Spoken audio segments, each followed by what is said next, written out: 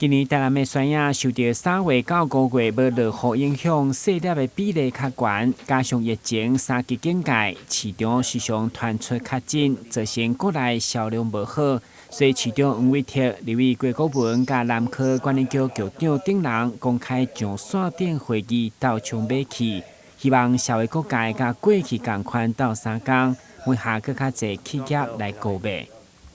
今年没有办法办大型的促销会，所以说没有办法。今年的因为疫情的关系，观光客也减少。你可以看到玉井芒果市场每天都没有什么观光客，没有什么外客去那边来这个买芒果，所以那加上这次的北农事件北农事件这个农产品行销一定会受到一些冲击。以前农产品行销大概今年听说这几天大概减少了1-2成，减少了2-3成那所以如果是这样的话，对于我们的芒果的销售可能也会受到一些冲击，所以有一些不利的因素加总在一起，我们就要非常戒慎恐惧来处理这个问题。我们也会在这部分我们会努力，也拜托各位大家我们中央跟地方一起齐心协力，把芒果的行销可以做得更好。